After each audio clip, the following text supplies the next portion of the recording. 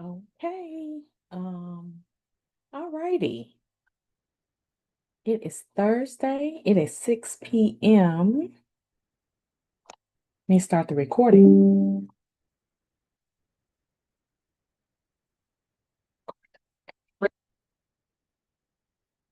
Wonderful.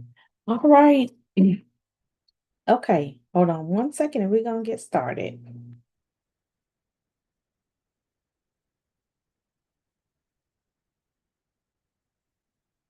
I hope everybody's had a good day. We are going to talk about politics tonight, and it's not going to be an in-depth discussion about politics.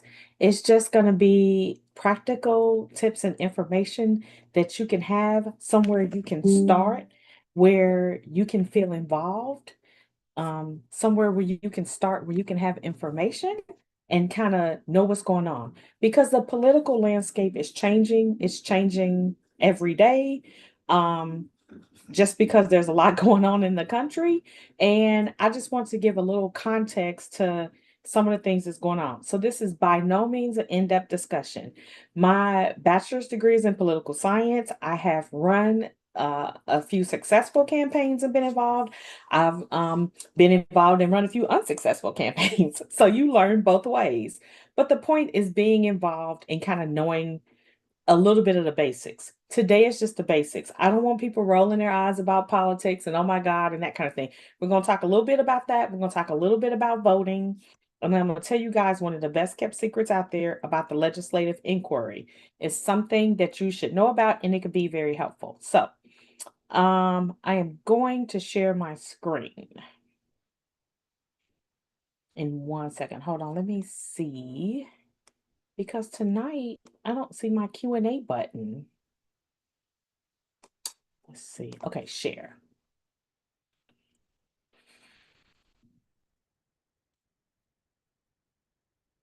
Hold on 2 seconds. Let me pull up the right screen.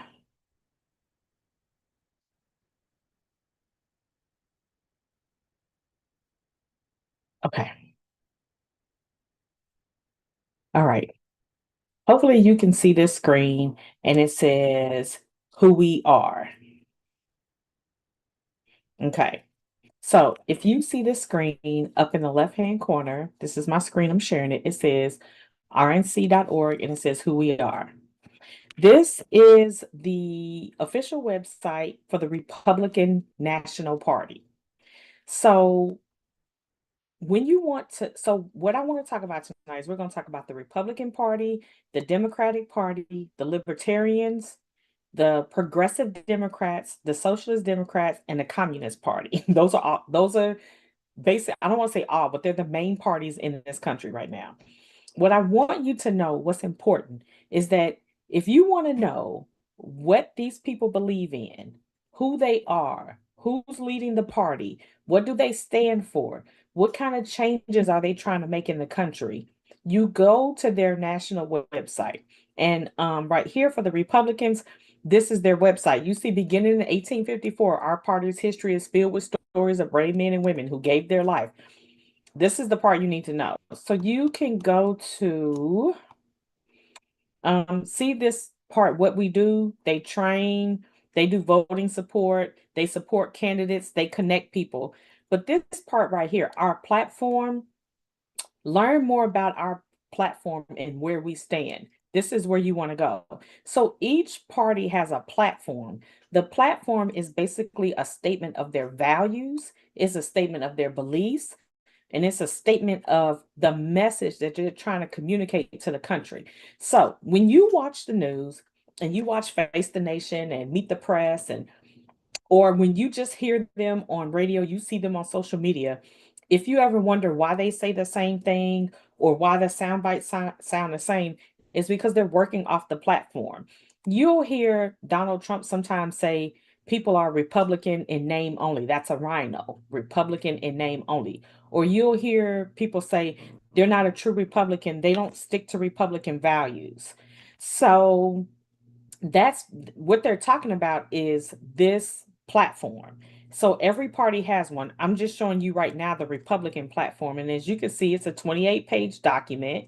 And it goes through everything they believe and what they're going to push. America first, a return to common sense. They want to seal the border and stop the migrant invasion, carry out the largest deportation operation in American history. They lay out everything right here that they want to do. They lay out what they believe in, what they stand for. This is their table of contents for their platform. So this is where you come to find out everything that you want to know. So that's the platform. See right here, it says our rules and resolutions. You go right here. This is going to tell you how they run their organization and everything they go by. See, they have all their resolutions right here. So you'll see these are the resolutions that they adopted in 2025. A resolution in support of Israel calling for the unconditional release of hostages.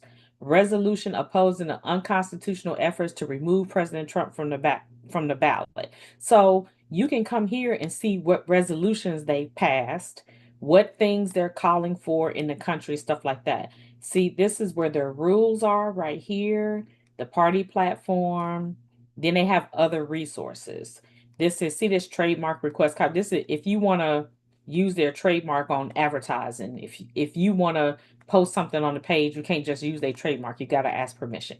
But that's the Republican Party. So this is where you would come to see everything that they stand for and who their party leaders are and all that kind of stuff. That's them, right? Okay. So here's the Democrats. This is the Democratic Party.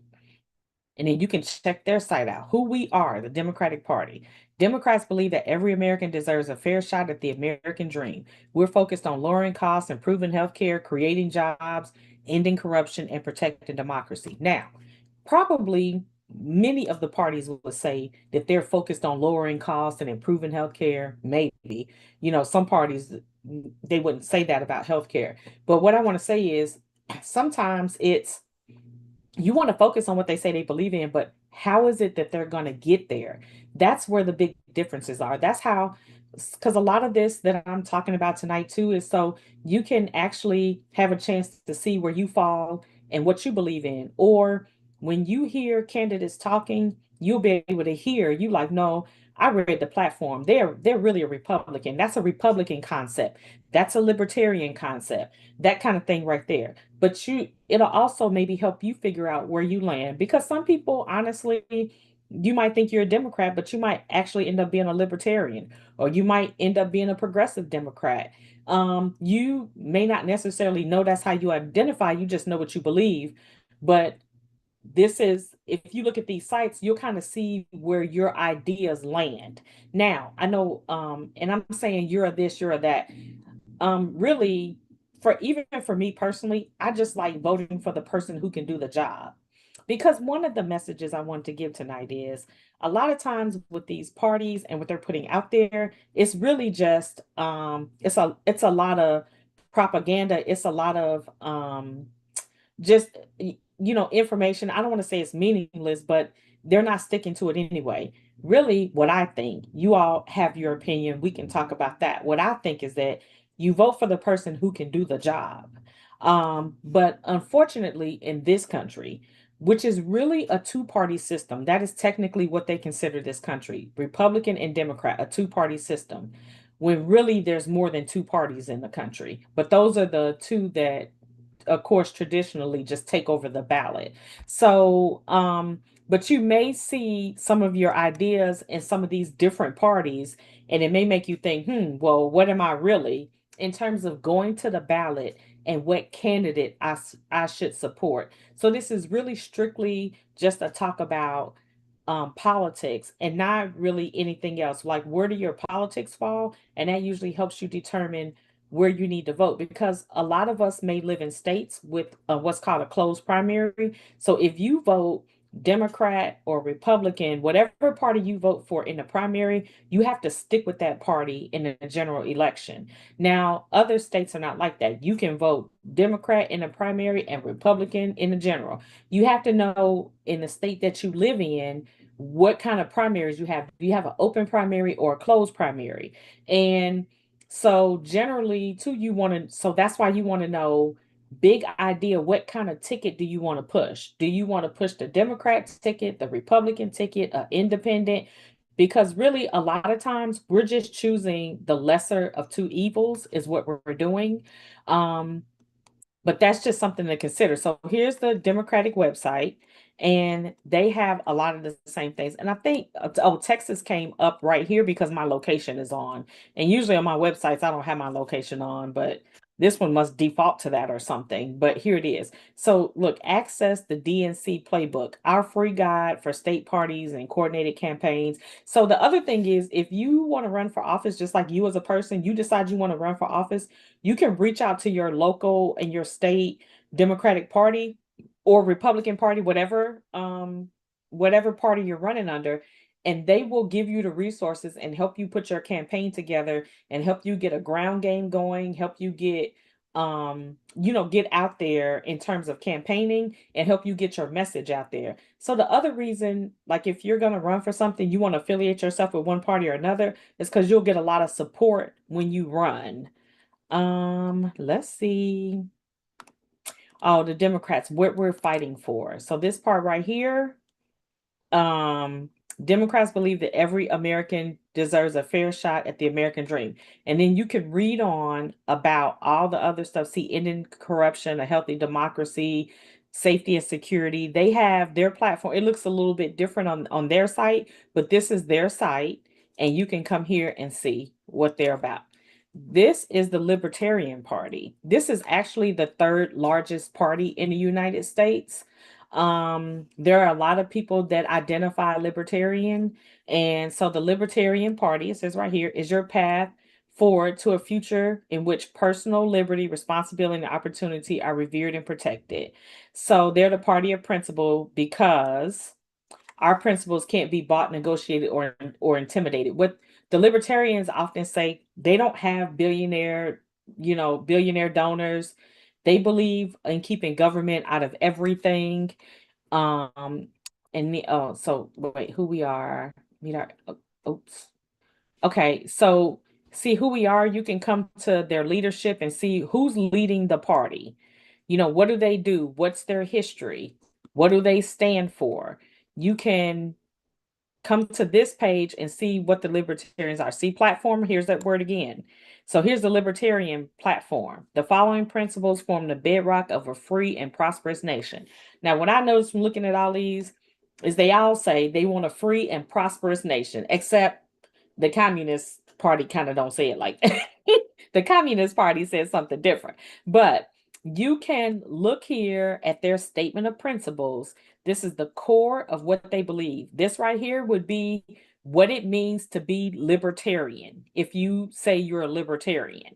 So they lay it out all right here: personal liberty, economic liberty, and what that means, securing liberty for the country, what that means, that kind of stuff. So this is where you would look for that.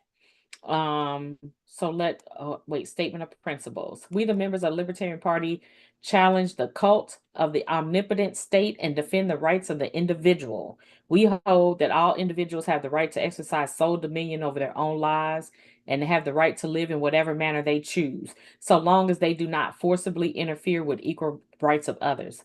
Um, they really are really like anti-government interference. So remember I said this is the third largest um party in this country, and they do have a really big following. So they would be worth checking out just to see what they have to say. And a lot of times it's worth just knowing what these other parties stand for, so you know where everybody is positioned. So the whole point of this part of the discussion tonight is just to let you know where to go to find out what these different parties believe and what they're trying to do in the country, where they're trying to move it to, because we all have to live here, and we all have to live whoever is elected. We have to live under their governorship. We have to live under it, whoever is elected. And so you want to know then what those people stand for. The Progressive Democrats, you heard this is your Bernie Sanders party right here. So Bernie Sanders, AOC, that's Alexandria Ocasio-Cortez, that's her, AOC. There's a progressive a wing of the Democratic Party. This is their page. This is what they stand for. So you can see kind of what is the difference between a progressive Democrat and a Democrat. You can check this out. And of course, all of them give you the opportunity to join, to sign up, to send money, and all that kind of stuff. But really, what you're on here for is to see what they stand for, the mission, our issues, right? The national staff, so who runs the party, all that kind of stuff. That's where it is. Then this Democratic Socialist of America, this is Mamdani right here, the mayor of New York. This is Mamdani. I forget her name, but she may be from New York too, or she's from somewhere up there in that Eastern corridor. So this has come to prominence now because of Mamdani and the people that he's supporting. There's this socialist wing of the Democratic Party that you hear the Republicans railing against. You're going to want to know kind of what that means. Just generally, what does that mean? Because a lot of times two people on the outside look like they're good to support, but if you really look deep into whatever they stand for, you might be like, wait a minute now, I don't agree with that. Now you're doing too much. So that's why you come to one of these sites and you, well, really, I would just say learn about all of them and you see what people stand for, because now as it stands, you have a pretty hefty progressive Democrat wing out there. Now you got the Democratic Socialists coming up. Those two small factions in the Democratic Party now stand to take over the Democratic Party. Well, what does that mean now if you were a Democrat just voting Democrat? You're going to want to understand, who you're voting for and what these people are trying to do in the country. So I just wanted to take some time tonight to highlight that out because, in several circles, we talk politics and there's a bit of confusion with everybody. Like, wait, what's the difference between this person and this person, like what they believe?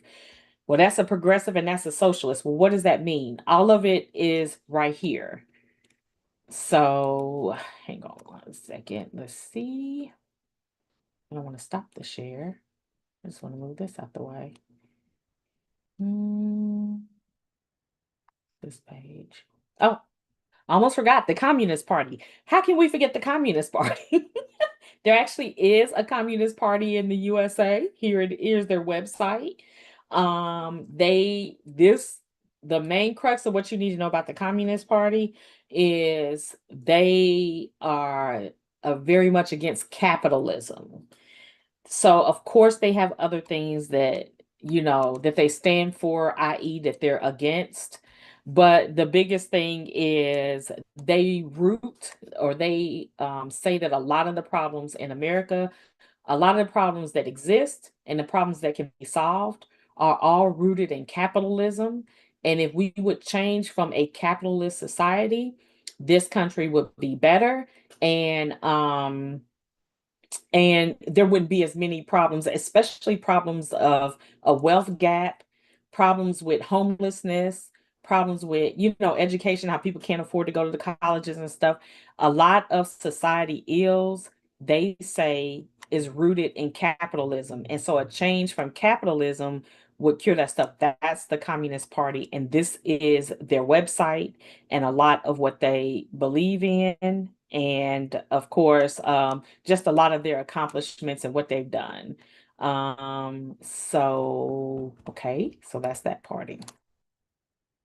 Okay, so hold on, before I do this one, let me real quick, I wanted to tell you where you could go and find out things about voting because the midterm is coming up. And probably when it gets a little closer, I may do something a little more in depth about voting. Like I said today, I just wanted to get this on people's minds so that you can start paying attention to these issues because they're going to keep coming up as we get closer to midterm elections in November. That's when at least a third of the House is up and maybe half of it may not be half of the Senate, but it's a lot of them that are up in the midterm. So you would go to your, see, this says Texas Secretary of State, and this is the page about elections. Welcome to Texas elections. So in every state, the Secretary of State is the person responsible for elections. And here, see, like right here, upcoming statewide elections, I can find out what elections are coming up. See, this is a general election. This right here is the midterms that I'm talking about, this November 3rd. And so we've already done these runoffs and primaries, the primaries back in March. So we've already done this here. But voters, you can see who the candidates are in various races around your state and most likely in the country too. Voting technology, you can get an early look at what the machines look like and what ballots would look like, so that when you get to the polling place, you already kind of know how things work. And then election results and data. You can look at various things. So this is how it looks for the state of Texas. In the state of Tennessee, this is their site for elections. And you come here and this, they see like how Tennessee is protecting the ballot. Voting machines in Tennessee are not connected to the internet. In some states, they are.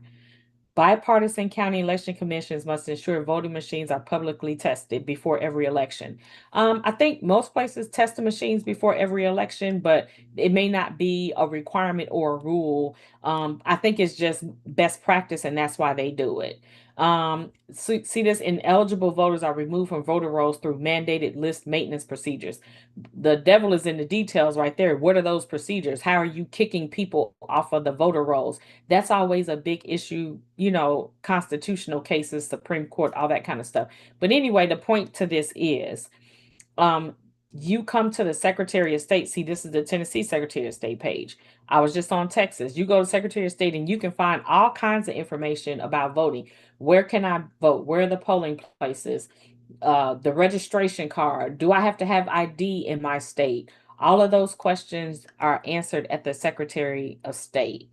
So I want to go back though to the tab that I skipped, because I want to talk to you about the most important thing. So before that I wanted to talk about tonight. So this podcast may actually end a little early, because like I said, I didn't want to bore people, but I wanted to at least spark your interest in learning about some of the political information that we need to know in this country.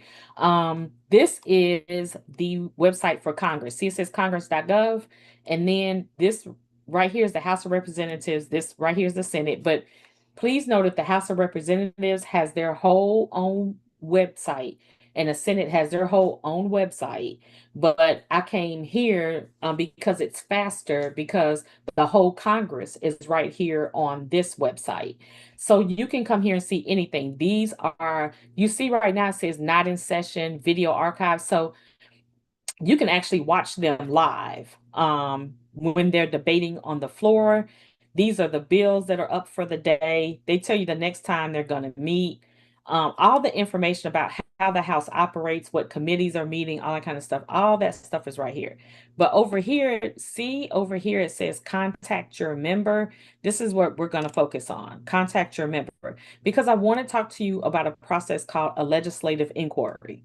A legislative inquiry is when you ask your congressperson, whether they're at the state level or the federal level, to help you fix a problem that you're having with the state or federal government agency.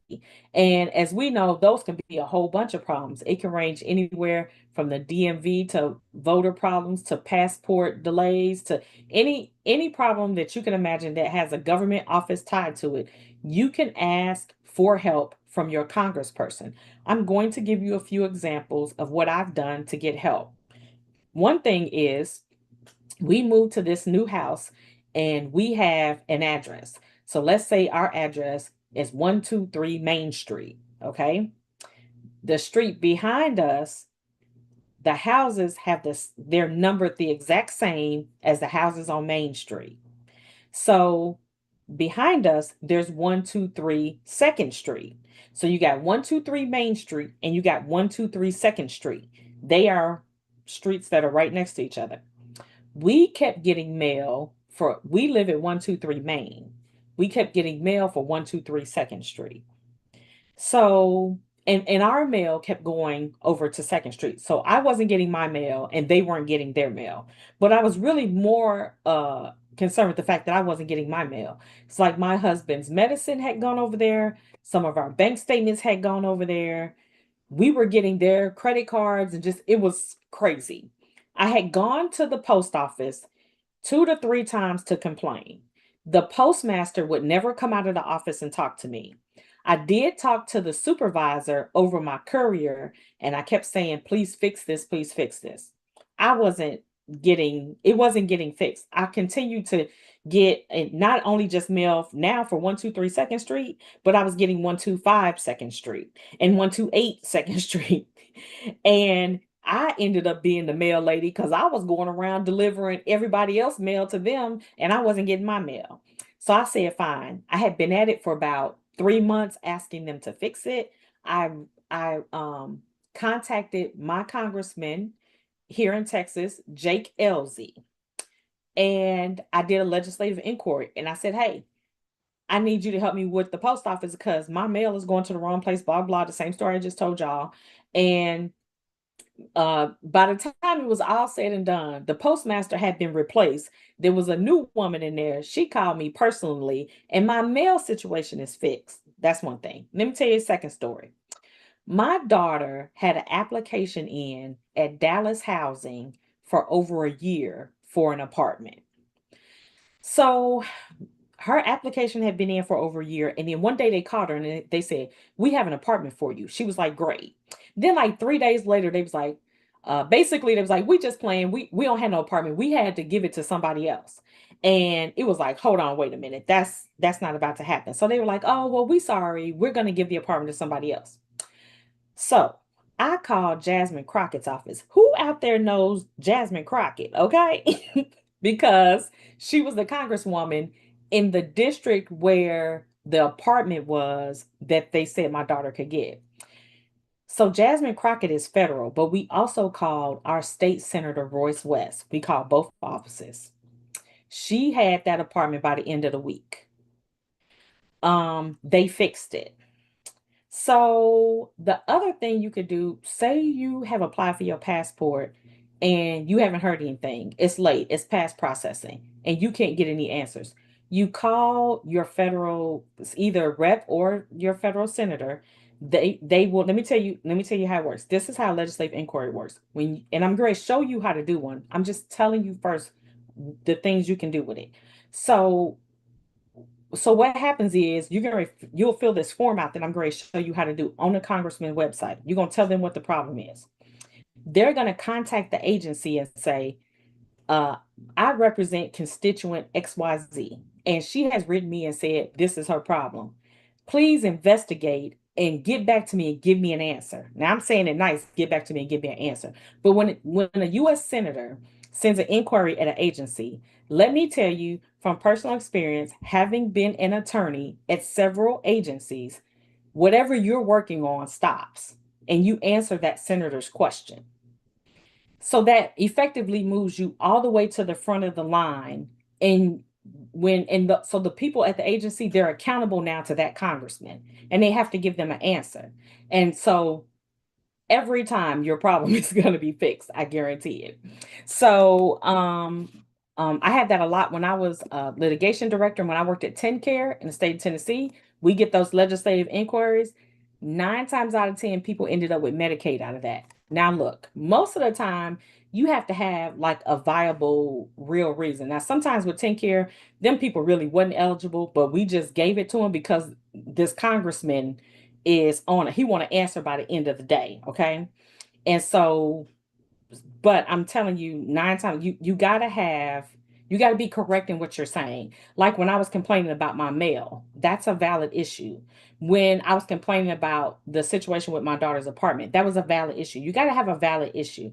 The other thing I want to say before I show you how to do this is, to be very honest, I haven't noticed any difference between when I reach out to a Republican congressman or if I reach out to a Democratic congressman. I have not noticed any difference. And I've reached out to both of them on the state level and the federal level. and y'all know I'm in Texas, and it's a lot of Republican representatives, congressmen, senators here, and it doesn't matter which one I reach out to, I have gotten the same level of concern, care, and assistance, whether they were Republicans or Democrats. Okay, here we go. Contact your member. Now, mind you, this is just one place where you can contact your member. You can actually go directly to their website if you know your congressperson's name. If you don't, this is just a good place to know, because a good place to go if you don't know who your congressperson is. Right here it says find your address. I'm going to put in the address to the apartment I lived in when I first moved to Dallas. Now, any other time, let me put in way. I'm about to say, come right up. Okay. 3521 Wilshire Way, Richardson, Texas. I'm going to click on that. Okay. And it's going to do its verification. I'm a human. And it's going to take me and show me who my representatives are and my senators. Okay, so John Cornyn is my senator, Ted Cruz is my senator, and Julie Johnson is my representative. This is federal. So since I'm on congress.gov, it's only giving me my federal ones. It's not giving me my state ones. You go to your state congressional website, your state legislature website for that. If your problem is with a federal agency, contact a federal rep. If your problem is with a state agency, contact a state rep. Okay. Now, John Cornyn is the one that Trump just it's called Trump primaried him. Trump put up somebody to run against him, and John Cornyn just lost the primary. So he's not going to be elected again because he didn't make the primary ticket. Ted Cruz. Now, y'all, this is me. This is my personal. This is how I evaluate who I want to reach out to. Now, mind you, I just said I've gotten good service either way, Republican or Democrat. But my personal sensibilities, I don't want to ask Ted Cruz for nothing. So I wouldn't reach out to Ted Cruz. Julie Johnson, she okay, but she going up against if I wouldn't, now you know how when you think about it, then you can't get the name right. It's gonna come to me. Um, anyway, she's going up against it. I don't think she's gonna make the next election either. So both of these people on their way out. So anyway, they gonna be working still. They on their way out. Okay. So let's click. Oh, hold on. Contact. Let's click on. Wait a minute. That's not right. I want his website. Wait a minute. Let me see if it'll take you. Oh, it took me there. Okay. So this is John Cornyn. This is my website. Now, you see this says need help with a federal agency. See how Senator Cornyn can help. Now, what I've been seeing lately is this need help with a federal agency. I think what they must have done is change the language, because it used to always say legislative inquiry, legislative inquiry. But I think just maybe regular people, lay people don't know what that is. So they've changed the language. And so now they make it more plain where people know what it is. And it says, need help with a federal agency? See how Senator Cornyn can help. And you click here. So look at all this stuff that he can help you with.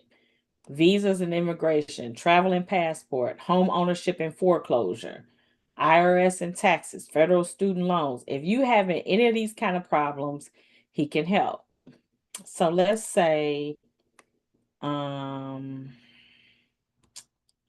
okay, that's the passport form. Oh, this still need assistance. Okay, so to request assistance, please print and fill out. Oh, wait. Well, you would have already done the passport form. Let's just say like you have already applied and you haven't heard anything. So what you do is so he's saying submit this to email to casework@cornyn.state. This email address right here is basically where he takes his legislative inquiries. So you would email this email address and tell them what your problem is. But when you do it, it's a good time to say whatever. So like if you did have a passport application, or you say you got a response from them, which you usually get that says, hey, we received your passport application, we're processing it, and it's going to take 6 weeks, and it's been 4 months, right? Oh, let me tell y'all another circumstance where I use a legislative inquiry. So last October 3rd, I think it was, I passed the real estate exam in Texas. I was ready to get my real estate license. On October 3rd, I passed it. It had got all the way to February. Who knows that's 5 months? It was over 5 months. Who knows that people out here need to work? We need our license so we can work. It had already been 5 months, and I still didn't have a license because the Texas Real Estate Commission is going through some kind of change with their computer system, and it's just shook up the whole state, right? I don't care about that. I need my license. So I called them, and I've been checking, and I've been real nice.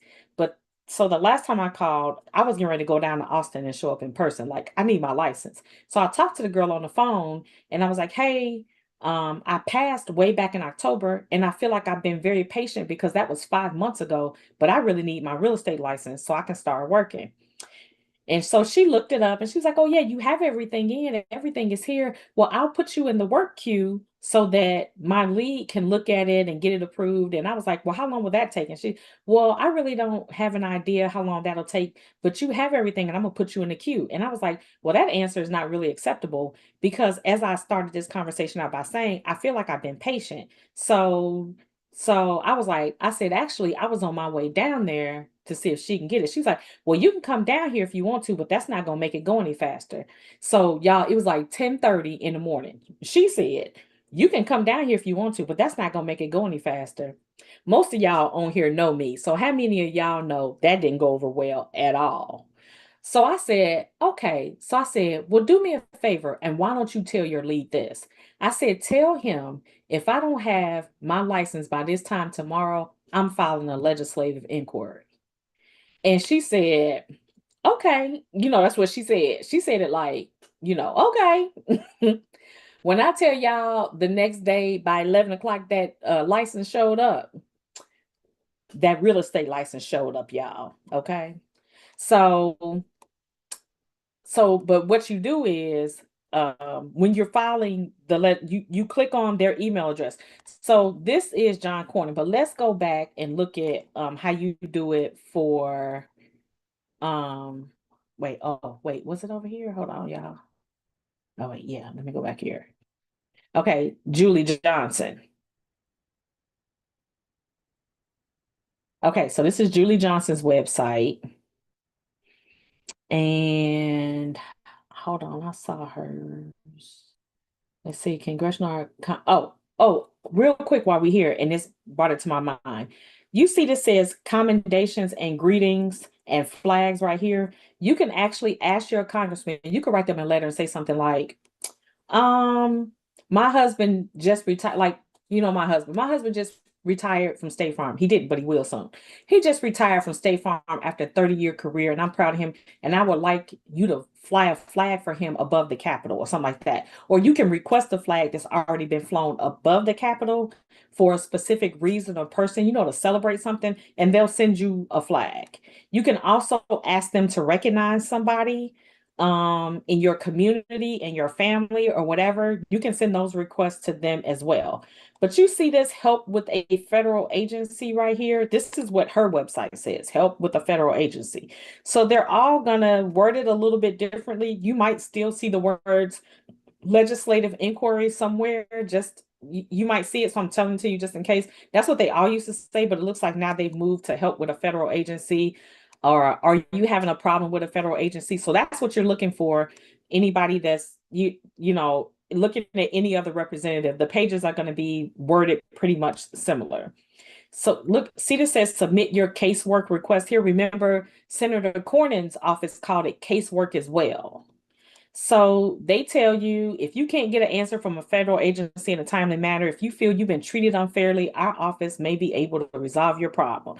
So you send them everything that they need. And sometimes they'll ask you to sign a release that says they can get your information from the agency so that they can help you, right? So this is how you submit your request right here. And then you just click on this and then you start your request. So what this is you have to put your address in to make sure that you're in her service area. That's what they do.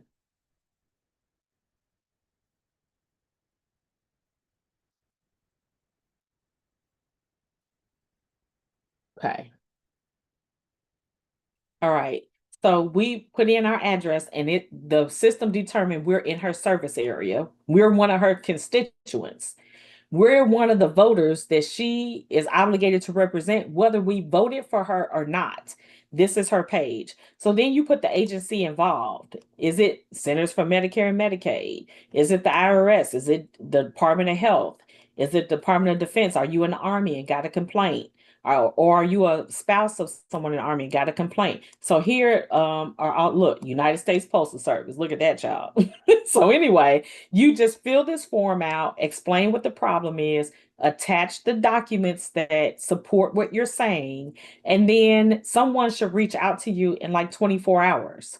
Um, and they might reach out to you the same day. And then sometimes even if you can just call the office and say, hey, I'm a constituent, I have this problem with this agency, and they'll talk to you over the phone about it, but they probably still tell you just to file this so they have a written record.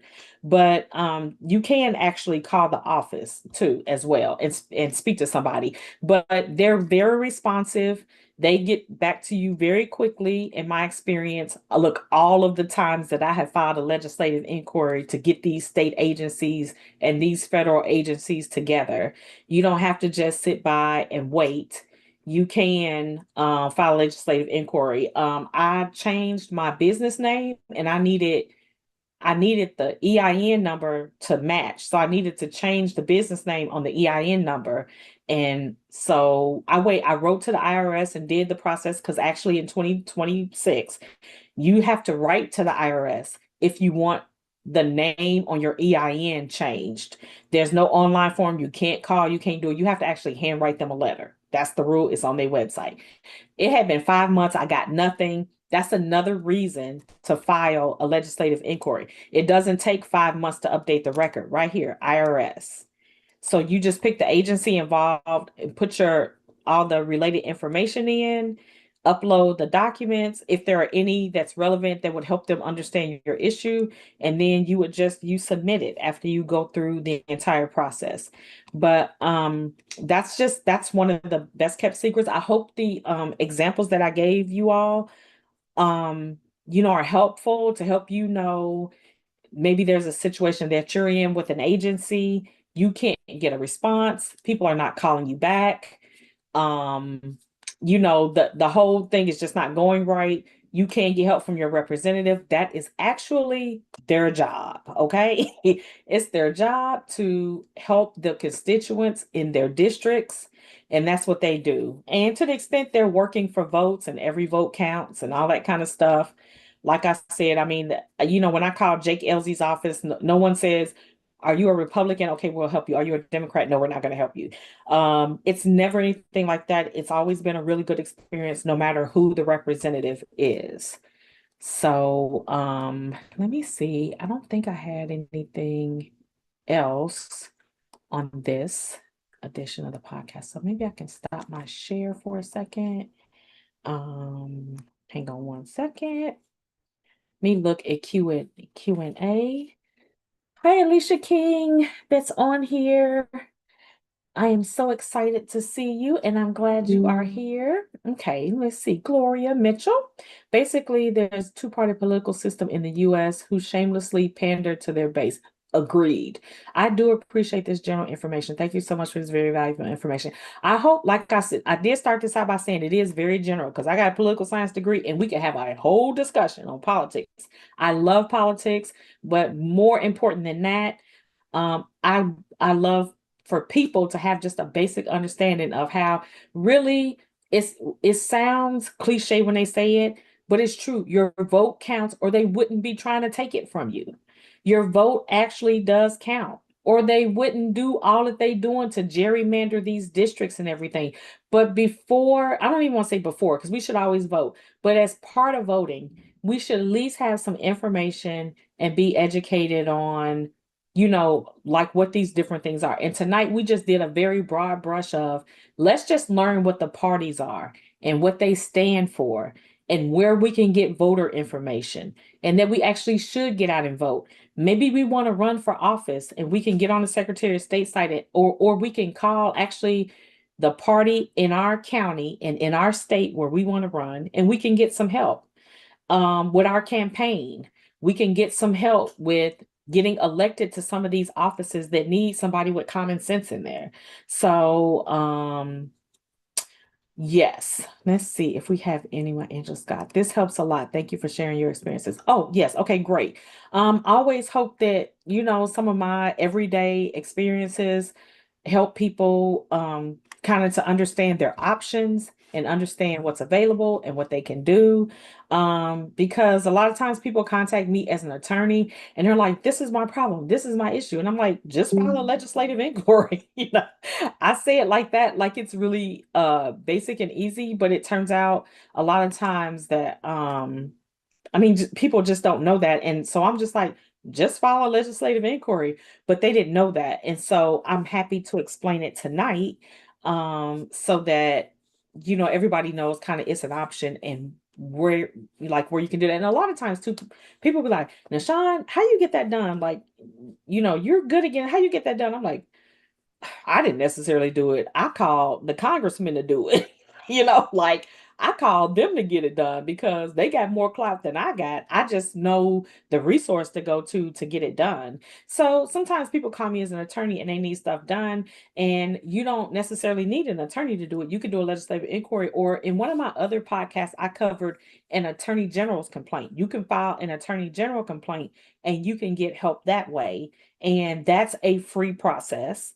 And it's sometimes even a couple of people have called me and I've actually just directed them to the attorney general complaint and helped them file it and got them on their way, and their issue got resolved.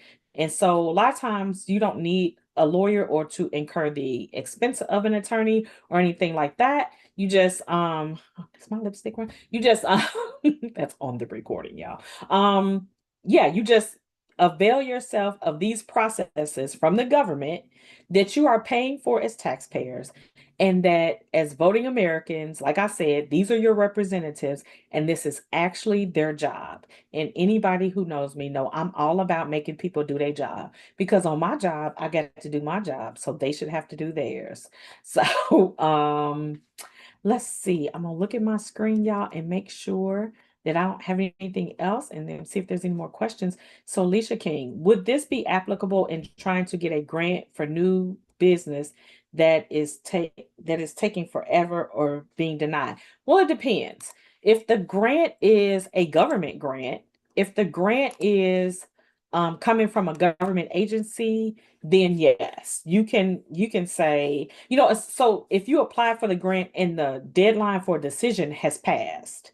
Now sometimes if I mean, well, I don't want to say if the deadline hasn't passed. I mean, if it's just taking too long, you can do an inquiry and say, something is suspicious here. This government grant has been out here for a long time and they haven't awarded it. They won't give me any answers. Can you look into this and see, has the grant been awarded? Are they going to give people an update? Is the money still there? Was the money misappropriated? Where's the money?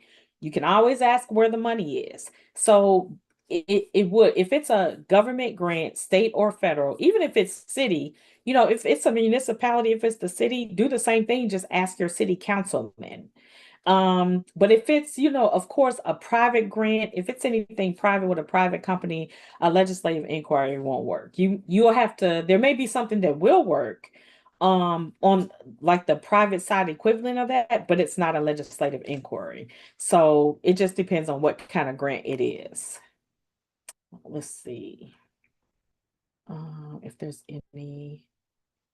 Um, yes, I want to reiterate, because thank you, Gloria, for the comment that it is basically a two-party system where who shamelessly pander to their base. Yes. And I want to reiterate what I said earlier was, because I'm like, oh, this helps, are you a Democrat? Are you a Republican? You may say, I'm not anything, I guess what I really more so wanted to say is it'll just help you identify those different categories and the issues, because the pandering is ridiculous. It is shameful, and yeah, but this is the system we're kind of stuck in until people rise up against it. And what that's going to look like, we don't know. I think we have to probably wait until Donald Trump gets out of office and then see what the political parties look like after that. See if the hold he has on the Republican Party, is that going to fade? Or are people going to try to carry that on? And the only reason I say that is because now the Republican Party looks so different than what it was 10 or 15 years ago. And that's affecting what the Democratic Party looks like, because now everybody is attacking the Republican Party, and now you do have all this springing up, the Democratic Socialist, the Democratic this and the Democratic that. So yes, the pandering is ridiculous, and I would just encourage people to vote for the just vote for the best candidate. And sometimes actually, y'all, I mean, depending on if you're a Democrat, it shouldn't be hard to say, this Democratic person, this person with, Nazi tattoos and, also he doesn't represent, I may identify Democrat, but he doesn't represent my values. Actually, this Republican is the lesser of two evils. Sometimes, y'all, that's just the choice we're left with in a two-party system in America. But at the very least, we should all still just be in the habit of voting. So I hope all of that was helpful. You are very welcome, Alicia King. I am so glad you are on here. And yeah, cool. Okay, I hope everybody has a great night. The recording will be available if y'all missed anything or want to do a walkthrough again on how to do the legislative inquiry. It's on there. Or, of course, most of y'all know y'all can just call me. So I hope y'all have a great night. Okay, bye.